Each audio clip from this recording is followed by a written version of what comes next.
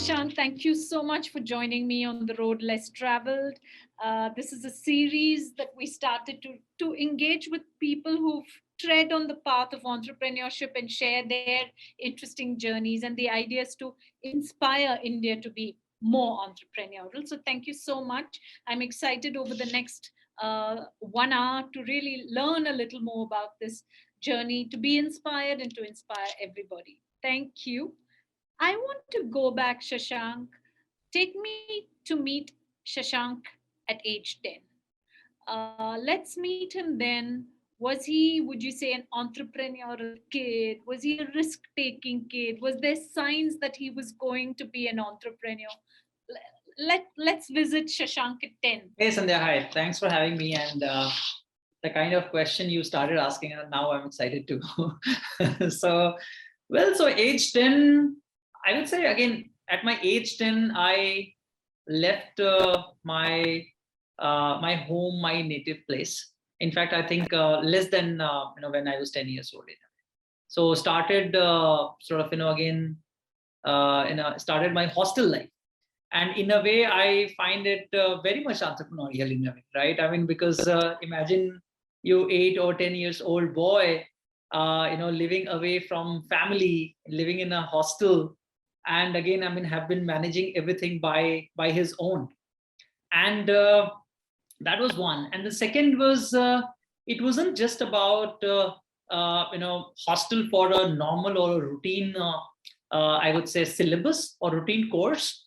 I remember at that point of time, I was preparing for, a very competitive exam. So again, I grew up in Bihar. Initial 7-8 years of my life, I'd spent in a very, rural or semi-urban setup. And for any, I think similar to most of the 80s born kid of Bihar, where your parents wanted you to go outside of, to a small town for your studies. And those days, there used to be a school called DeHaat. Right now, I mean, currently it's in Jharkhand. And can you imagine that the total number of the seats were 100, and the year when I applied in that exam, I think more than 12,000 students, had appeared in the exam. I'm talking, right? So in a way, it was very much entrepreneurial in nature. That that you left your family, you left your all sort of childhood friends and all the fun probably you have with your siblings or parents, and that too not for sort of a routine syllabus. You started preparing for a competitive exam where the success ratio was very less, and you didn't know that that whether you will succeed or you will not, right? Because if you will not, then probably you may have to drop you may have to take a gap of a year or two from your routine sort of again course or study. Before we get back on the entrepreneurship track, I'm curious, you've got me intrigued. At such a young age, preparing for a competitive exam and all of this and going through this path, this was your choice? I think so. This was, I wouldn't say this was my choice, because at such an early stage, not sure whether I think you have that wisdom or not.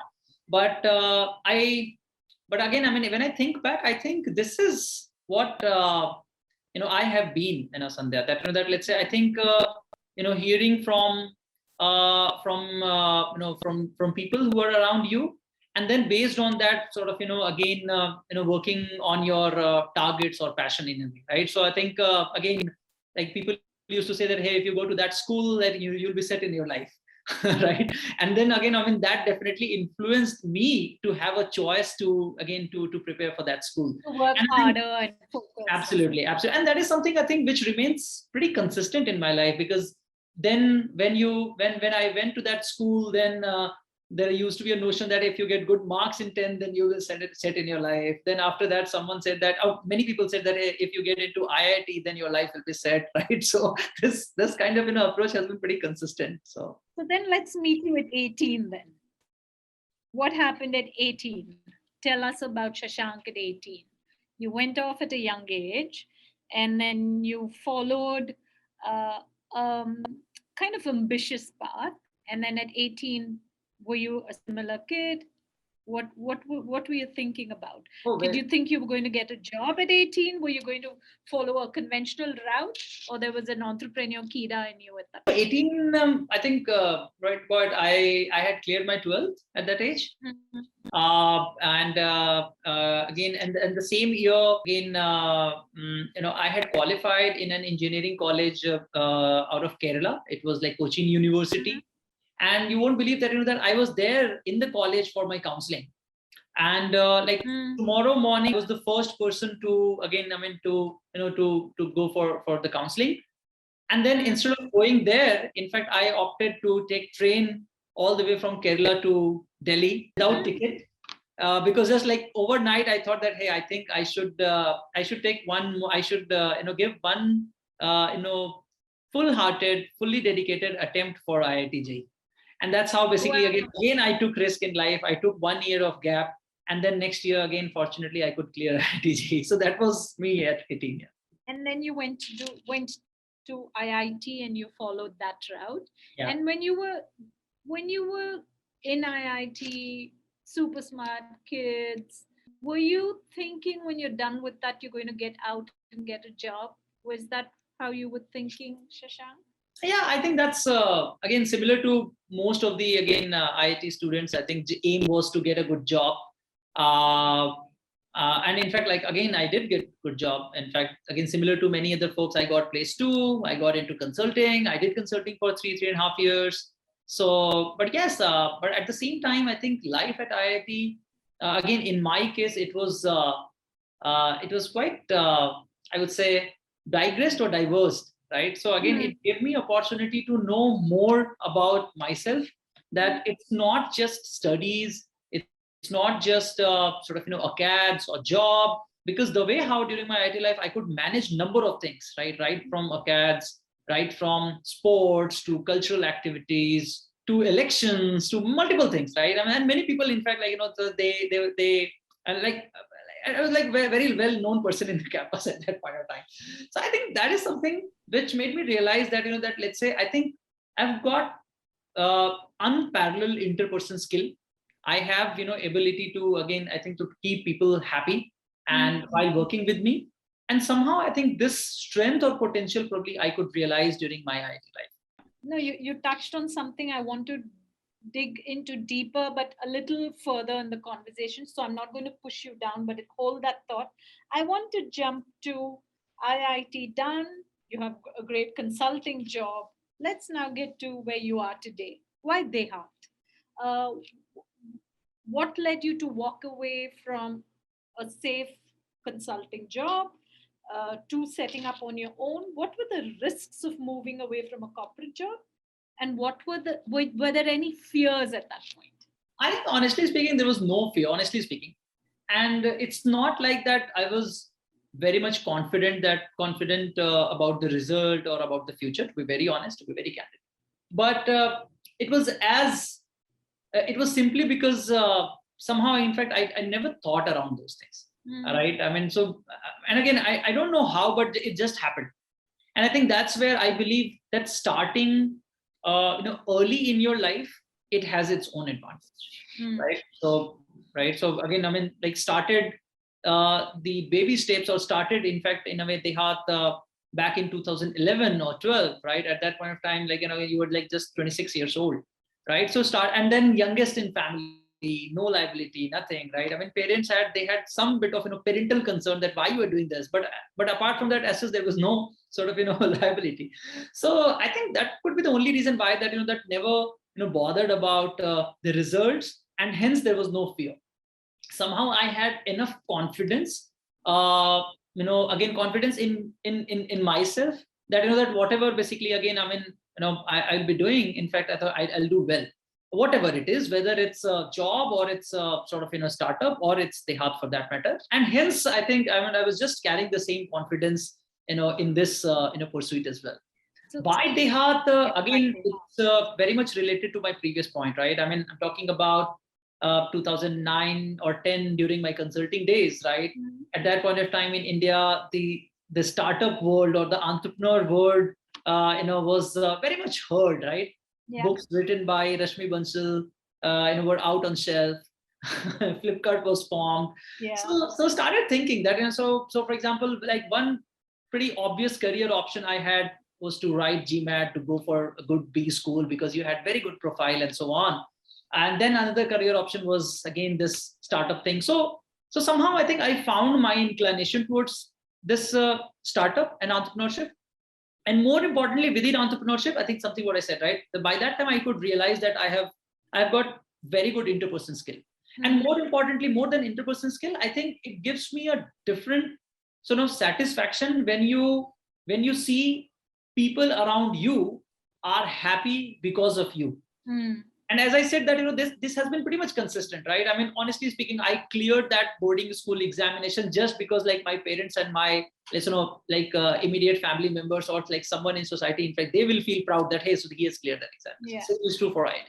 So I think then I found that, hey, so if I have to do something in entrepreneurship or startup, and at the same time, if I can do something that, which will make more and more people happy in their life, I think nothing can be better than this. And that's how it boiled down to agriculture.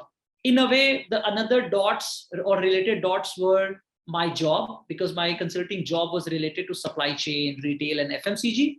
Another dot or the relevant dot was my upbringings, because initial 7-8 years of my life, I had seen the rural part of India. I had spent enough time, with my family who have farming background, on a very small farmland or so.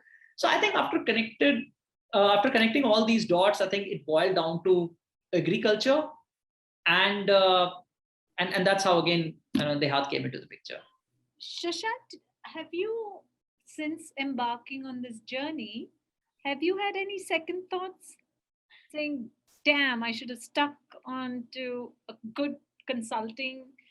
I mean, and a lot of us do, right? There are days. Or for you, was it just, no, this is it and I'm going to? Share a little bit of that.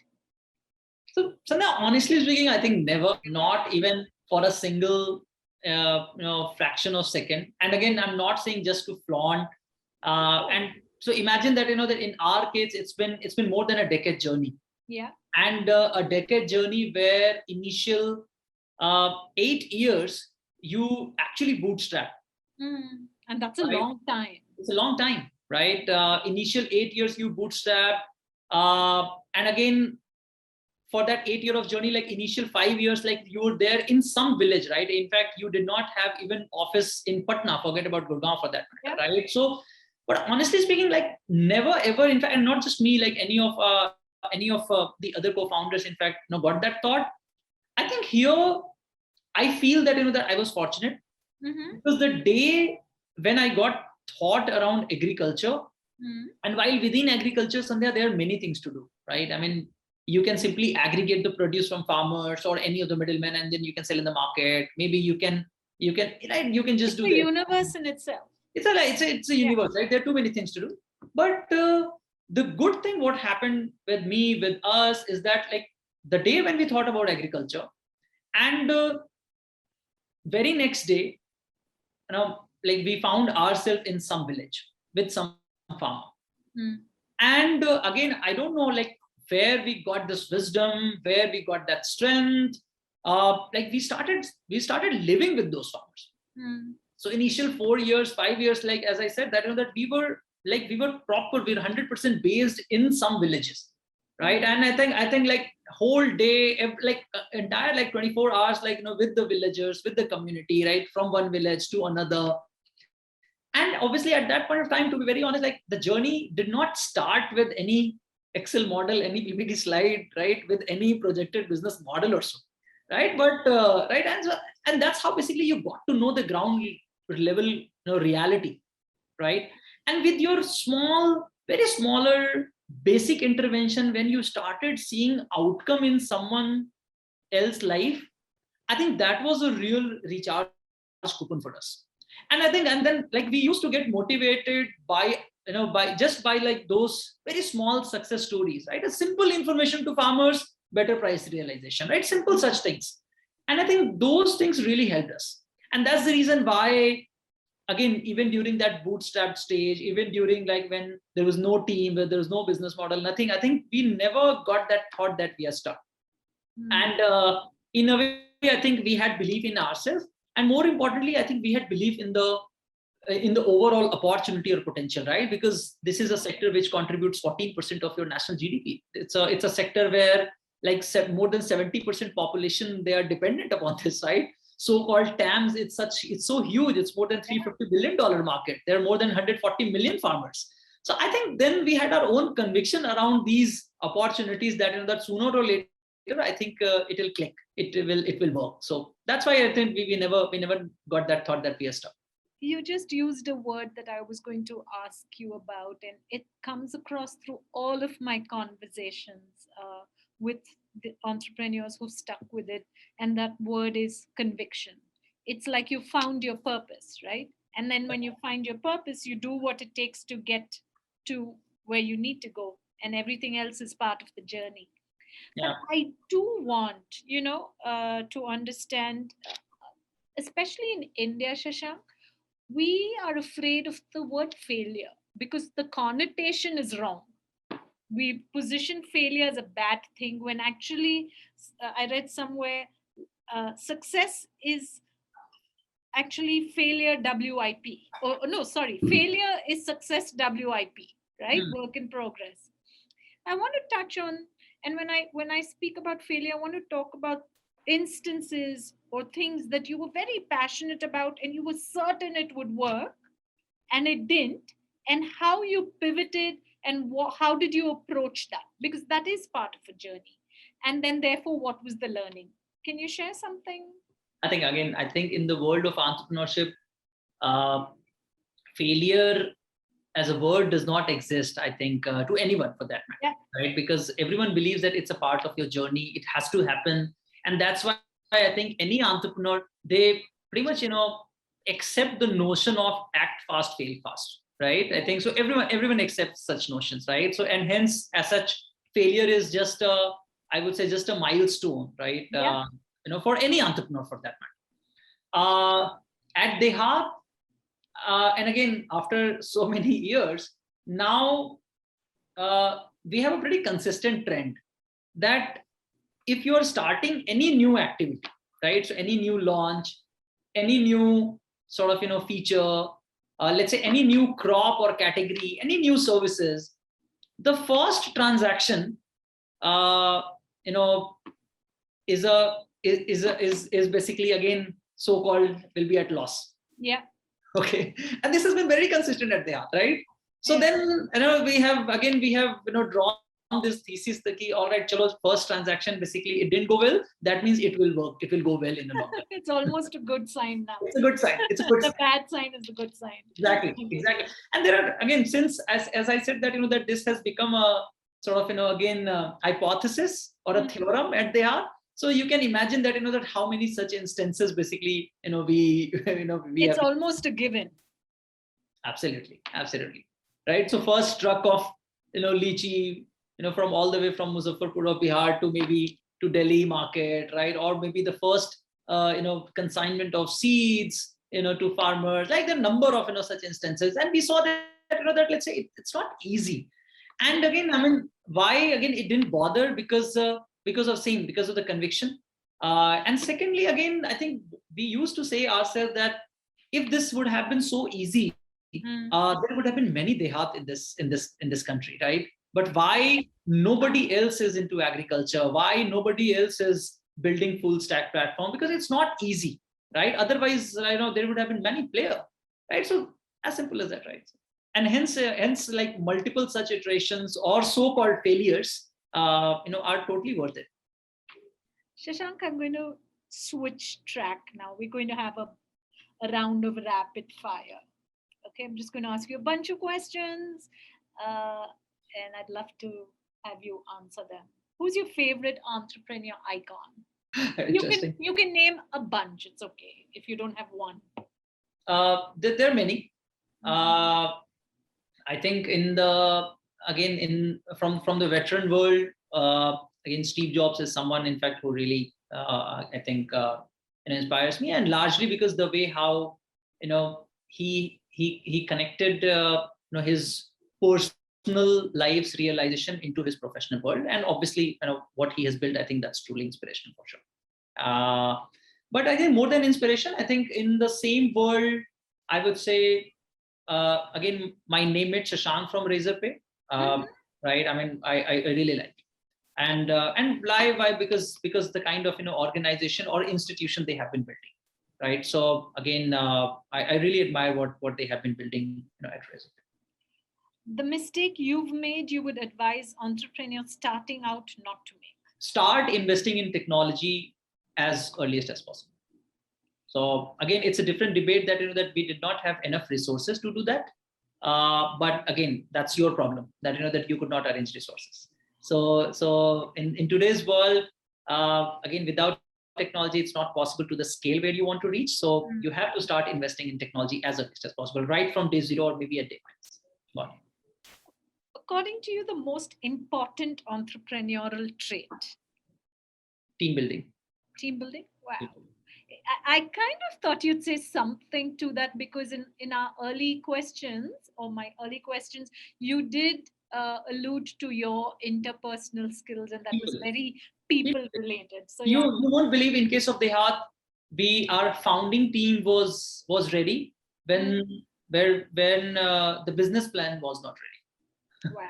And I believe that that DeHaat exists because the core team of those 5 people, in fact, they were there at day 0 or day 1, right? I mean, because because it helped us to to sustain, to remain motivated, on the same mission during our early stage. So DeHaat exists because of that. So team building, I think that's, and again, I mean, this is something what you need now. Even like today, when our team size is more than 1,600. I believe that this is something which is still important even at this stage, right? Because you're getting so many people from different background, and aligning everyone for a common goal is super interesting task. So team building. I cannot agree with you. And lastly, this is one thing what you need, as I just said, this is one thing what you need at each stage of your organization, whether at day 0 or again at year 100. It's a parent and a child relationship, right? You don't stop being the parent. In a sense, there's always engagement through adolescence to teens to adulthood. You continue to engage. Absolutely. What is the most overrated entrepreneurial trait, or is there no such thing? Fundraise. It's the most annoying thing, or overrated? Overrated. Overrated. It's just one of the tasks you have to do, but it's overrated. I mean, many times people do link your success with the amount of capital you have raised, which is not the right. I love that answer. I agree with you entirely. 5 years from now, Shashank, what will you be doing? You can talk about a personal goal or a milestone for DeHaat, or both. Milestone of DeHaat is building an institution. We are not here, just for few years or so. I think we are here for generations, and now you can understand that why it was so easy for us to spend 8 years of bootstrap, or why it was so easy for us to sustain in this tough sector. So milestone for DeHaat is again to building an institution for generations. Why? Because the problem we are trying to solve, it's a very large problem. It's not just India specific problem. It's a global problem. And the sample size of this problem statement is huge. The personal milestone is that I always want to remain young. All I will say. Lovely. That's a good milestone to have, because as long as you have the energy, the interest, age is just a number. Absolutely. Your favorite book, Shashank? Favorite book, Google story. Your favorite movie? Do you get time to watch movies? Not really, but like movies, all like movies like Guru, Bhag Milka Bhag. I love Bollywood movies, but mostly like such movies like MS Dhoni.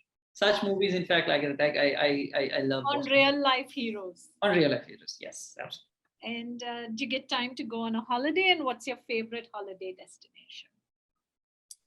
Not any specific destination, but like anywhere close to the beach side or the mountain, and largely again because spending time with the nature is something I really enjoy, and mostly because I feel that I think there is nothing more powerful than nature.